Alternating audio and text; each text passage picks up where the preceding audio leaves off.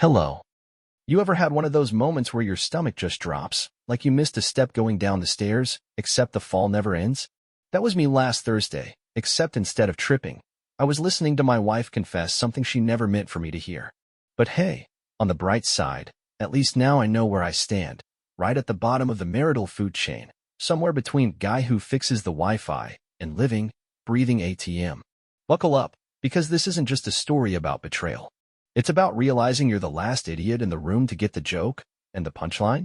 It's my entire life. My name's Matt.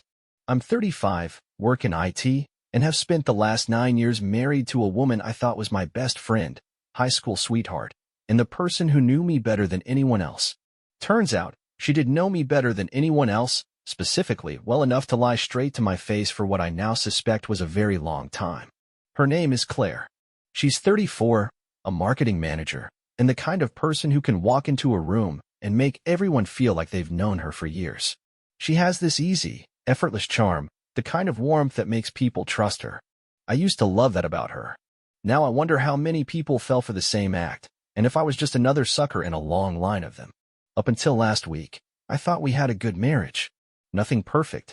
We had our fights, our disagreements, but nothing that ever made me think we were falling apart. We had the house, the dog, the stupid little traditions, and a solid routine. Wake up, coffee, work, dinner, TV, bed, rinse and repeat. Comfortable, predictable, safe. Or so I thought. The funny thing about betrayal is that it doesn't hit all at once. It comes in little moments of doubt, whispers in the back of your mind that you ignore because you don't want to be that guy. The paranoid, insecure husband who thinks his wife is up to something when really, she's just busy, just stressed, just tired. So you explain it away. Like when Claire started getting a little more distant. Or when she stopped checking in during the day like she used to. Or when her phone, which used to be a permanent fixture in our shared space, suddenly became glued to her hand like it contained national security secrets. And still, I let it slide. I told myself it was a rough patch. That work was stressful. That we'd reconnect when things slowed down. I didn't realize I was already losing her. Then came last Thursday. The day that changed everything. It started like any other. Claire was in the shower, and I was sitting on the couch drinking coffee, scrolling Reddit, putting off work emails. Her phone was plugged into the kitchen counter, charging, and when a notification popped up, I barely glanced at it. I never had a reason to snoop before. But then it happened. A voice memo notification. From a name I didn't recognize. I wasn't trying to be a suspicious husband. I wasn't even thinking, really. It was just one of those split-second decisions, the kind you don't really process until it's too late. The phone was unlocked. The notification was right there. And before I could stop myself, my thumb tapped it. And I heard it. Claire's voice. Soft. Almost nervous. Hey, I just wanted to say last night was... God, I don't even know how to put this. I can't stop thinking about it.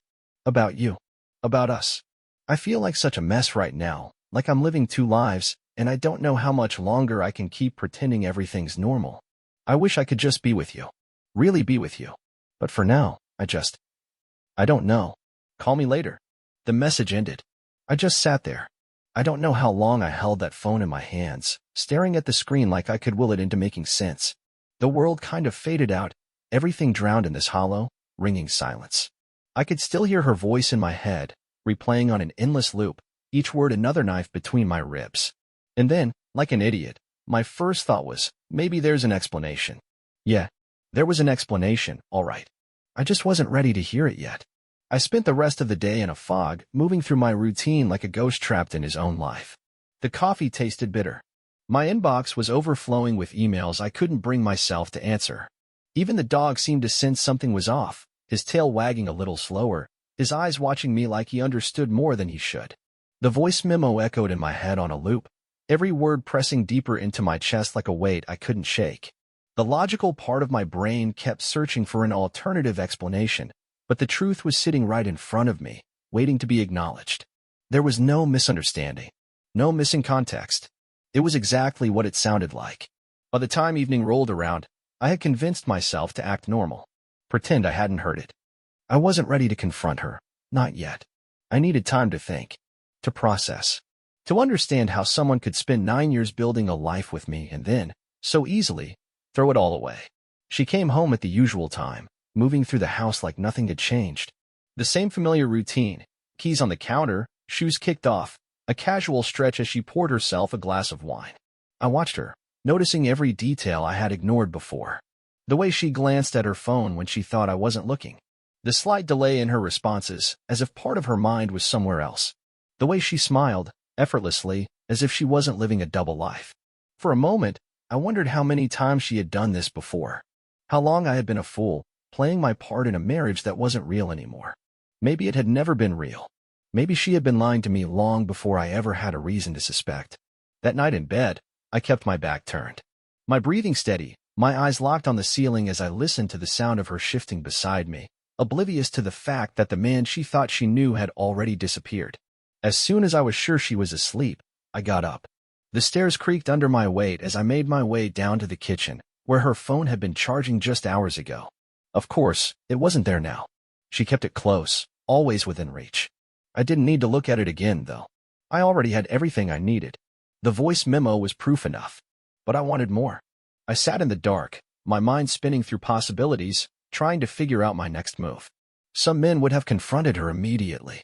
Yelled. Demanded an explanation. But that wasn't me. That wasn't how I wanted this to go. I needed more than just an admission. I needed to know everything. And I would. One way or another. I woke up knowing exactly what I needed to do. Not some explosive confrontation, not some desperate plea for the truth. Just quiet, methodical steps. A man who reacts out of rage is predictable. A man who moves with patience? That's the kind of man who gets answers. The morning unfolded like a script she had rehearsed 1,000 times. Coffee brewed. Her phone buzzed with notifications she ignored. A quick kiss on my cheek before she grabbed her bag and walked out the door. No hesitation. No second-guessing. If I hadn't heard that voice memo, I would have believed everything was normal. She had no idea I knew. I waited exactly 5 minutes after she left, then grabbed my phone and checked the tracking app. I had installed a GPS tracker on her car the night before, wedging it underneath the back bumper while she was asleep. It wasn't paranoia. It was proof. Her office was a straight 15-minute drive downtown. No reason for detours. No errands she hadn't mentioned. So when I saw the little blue dot on the screen take a hard turn in the opposite direction, I felt something settle in my chest. Cold, hard confirmation. She wasn't going to work. I let her get ahead, then followed. Not too close, not too obvious. Just enough to see exactly where she was going. I knew the city well enough to anticipate turns before she made them, but as the streets blurred by, I realized we weren't heading towards some hotel or an unfamiliar part of town. She was going somewhere specific. Somewhere she felt safe. Then she pulled into a quiet, suburban neighborhood. Not some secret hideaway. Not a hotel parking lot where she could slip in unnoticed. Just an average street, lined with 2-story houses, neat driveways, trimmed hedges. And that's when I saw him. Eric Matthews. It would have almost been easier if it had been a stranger. Someone random, someone I didn't know. But no, it was Eric. Someone I had trusted. Someone who had been in my home. He wasn't just anyone. Eric worked with her. Not just in the same company, he was her boss. Regional director. The kind of guy who made everyone feel like they were his best friend. Always cracking jokes, always smooth. I had met him more times than I could count. Shook his hand. Shared drinks at corporate events. I had even sat across from him at company holiday dinners, listening to him talk about how demanding his job was, how much pressure he was under. Now I knew what was keeping him so busy. I watched as he stepped onto the porch, casual, at ease. Not sneaky, not cautious, because he didn't have to be. This wasn't some one-time mistake. This was something practiced. Something comfortable. She got out of the car, adjusting her bag over her shoulder. No checking her surroundings. No hesitation. And then, without even knocking, she walked right into his house. Like she had done it 100 times before. I parked a block away, gripping the steering wheel so tight my knuckles turned white. She wasn't just meeting him somewhere. She belonged here.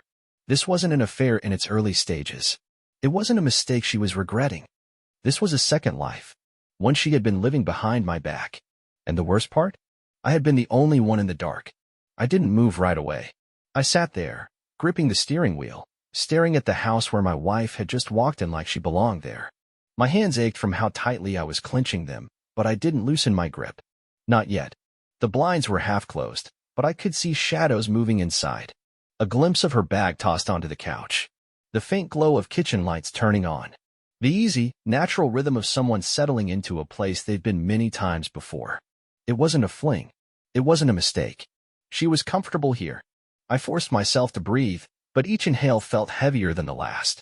A part of me wanted to storm up to the door, pound on it, force her to look me in the eyes while she tried to come up with a lie. But that would be playing into her hands. She would cry. She would manipulate. She would find a way to make me question what I already knew. I wasn't going to give her that chance. Instead, I needed proof. Real proof. Not just suspicions. Not just a voice memo. Something undeniable. I pulled my phone out and took a few pictures of her car in the driveway. Of Eric's house. Of the time. Evidence, not just for me, but for what would come next. Then I waited. Minutes passed, then an hour. The sun dipped lower. The neighborhood was quiet. Still, she didn't leave. She had told me she was working late. That was the lie. The cover. But she wasn't sneaking around, wasn't rushing out of there like someone who knew she was doing something wrong. She had settled in. The weight of that realization crushed something inside me. It wasn't just that she was cheating. It was how she was cheating. The ease. The confidence. The fact that she wasn't afraid of getting caught. She had never even considered that I would find out. That meant one of two things. Either she thought I was too stupid to see it, or she didn't care if I did. I sat in that car long enough to see the porch light flick on. Long enough to watch them sit down at the dining table through the sliver of open blinds. Long enough to know exactly where I stood in her life. By the time I pulled away, I wasn't shaking. I wasn't angry. I was focused. She thought she had everything under control. She had no idea what was coming. I drove home in silence, my mind running through every possible scenario. There was no question anymore. She wasn't sneaking around, hoping I wouldn't notice. She was confident, comfortable, settled. That meant she had been doing this for a long time, and I had been an idiot for just as long. Pulling into the driveway, I sat in the car for a while, staring at the house that I thought was mine. The place where we had built a life together. The place where I had laughed with her, planned a future with her. The place that now felt like a crime scene. I forced myself to get out, unlock the front door, step inside. The house was quiet, dark, untouched. It felt wrong, like I was walking into a space that had been abandoned long ago. Everything looked the same, but I wasn't seeing it the same way. The framed wedding photos on the shelf. The shoes by the door. The jacket she had left draped over the chair. Had she worn that jacket to his house? Had she come home to me in the same clothes she had been with him in? Had I kissed her goodnight while she was still carrying the scent of another man? I sat down on the couch and rubbed a hand over my face. My heartbeat was steady now, but my mind was a storm. I needed to be careful. I needed to be smart. Checking the tracking app again, I saw her car was still at Eric's house. That told me something important. She wasn't sneaking back home late at night. She wasn't worried about making sure she got here before I did, because she didn't think I had any reason to question her. That made it clear. I had been playing the part of the oblivious husband for so long that she didn't even feel the need to be cautious. She thought I had no idea. That was my advantage. Standing up, I walked to the kitchen, opened the drawer where we kept spare batteries, chargers, junk mail, and a lot of other useless things. But buried at the bottom was what I was looking for. An old digital voice recorder. I had bought it years ago when I was working from home more often, using it to record notes and reminders. It had sat in this drawer, untouched, for at least 3 years. I checked the battery. Still good. I pressed the record button, and the red light flickered on.